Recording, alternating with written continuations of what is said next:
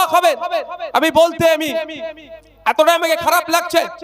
আপনারা কদিন আগে জানেন আমাদের বাড়ির মেয়ে, আদিবাসী সমাজের একটা মেয়ে বীরভূমে তাকে ধর্ষণ করে খুন করে দেহটা 3 টুকরো করে ফেলেছে।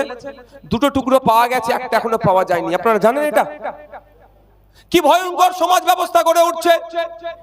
কে করেছে না করেছে সেটা বড় কথা নয়, কিন্তু এই করার সাহসটা পেলে কোথা থেকে? পুলিশিং ঠিকঠাক হচ্ছে না আমাদের রাজ্যে, সেটা ফেলিও। থানা বাড়িয়ে যাচ্ছে, পুলিশ দিচ্ছে না।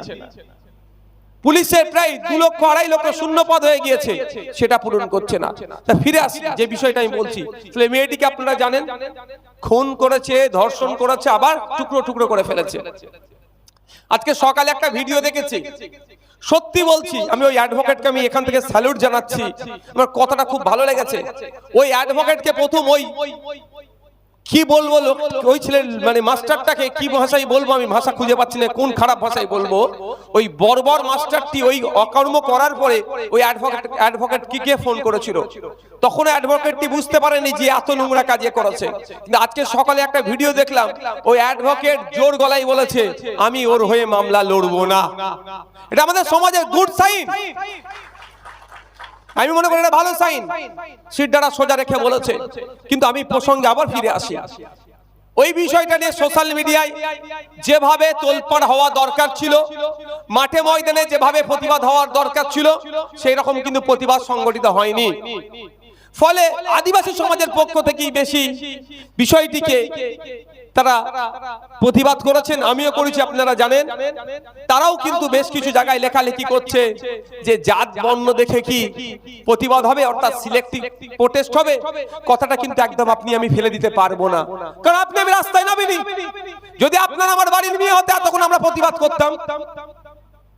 আমি ভাবছি আমার বাড়ির মেয়ে নয়, প্রতিবাদ করিনি, এটা তো অন্যায়, এটা উচিত নয়, সবার জন্য প্রতিবাদ করা দরকার।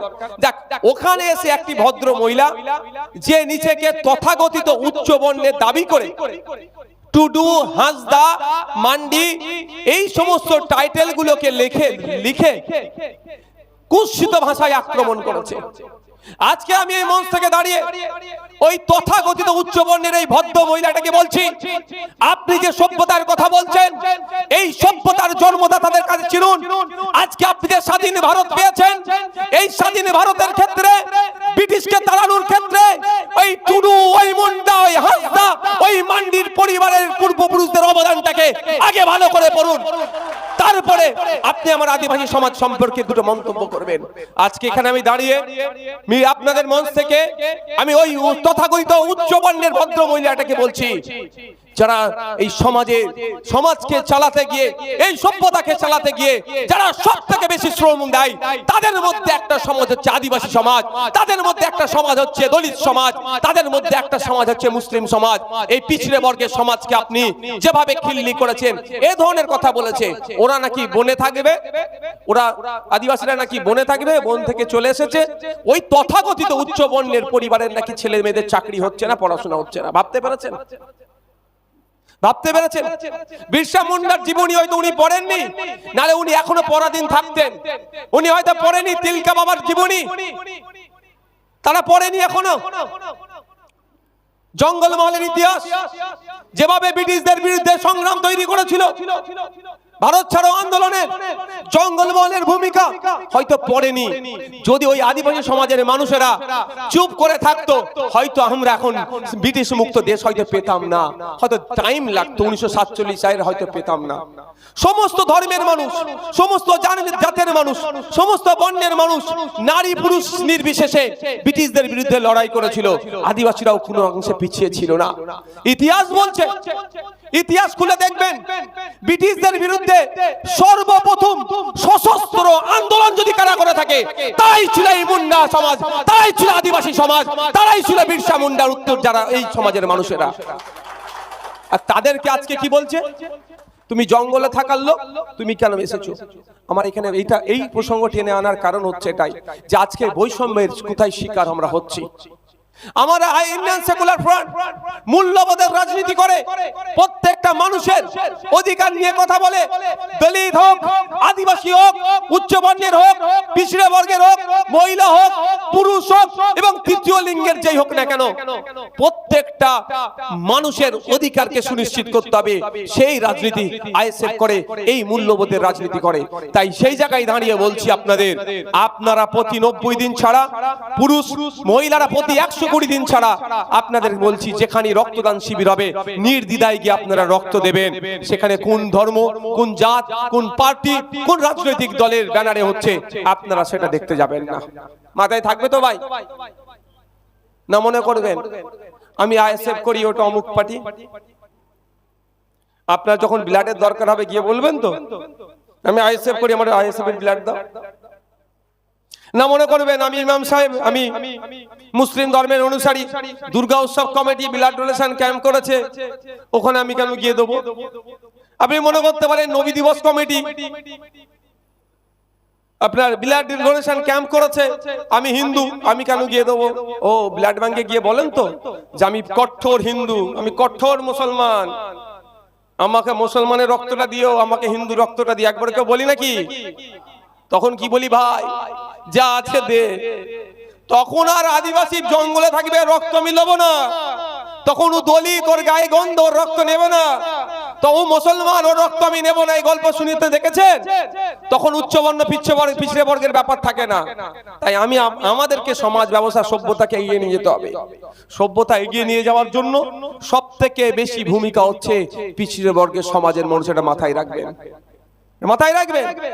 যাই দেখছেন আপনি, যাই দেখছেন জয় হচ্ছে, সব থেকে বেশি ভূমিকা হচ্ছে আপনাদের সমাজ থেকে উঠে এসেছে। কে? আপনারা পিছড়ে বর্গের মানুষ, আপনারা বঞ্চিত সমাজের মানুষ। তাই আপনাদেরকে এই সভ্যতায় গিয়ে নিয়ে যেতে হবে।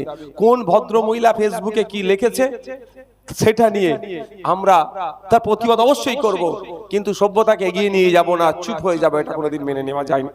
বন্ধুগণ, আমার আমি আর 10-15 মিনিট বক্তব্য দেবো, এখান থেকে আমাকে একটু আবার যেতে হবে একটা জায়গায়। তাই আপনারা উপস্থিত হয়েছেন, আপনাদেরকে আমি ধন্যবাদ জানাই। আমাদের এই আজকে এই মঞ্চের পক্ষ থেকে ধন্যবাদ জানাই। দেখুন একটা কথা, পশ্চিমবাংলা বিধানসভায় সম্ভবত 81টি ব্লাড ব্যাংক আছে, 81টি। আমার কিছু প্রস্তাব আমি পশ্চিমবাংলা বিধানসভায় দিয়েছিলাম রক্ত নিয়ে, আপনারা একটু শুনতে চান? সরকারি ভাবে, তার আগে বলে দিই, এই যে আমি ভাঙড়ে রক্তদান শিবির করি, জানেন তো? বছরে মানুষ মানে নেওয়ার লোকের অভাব থাকে, দেওয়ার লোকের অভাব হয় না ভাঙড়ে। তো ওইখানে আমার নামে অভিযোগ দিয়েছিল আমি নাকি,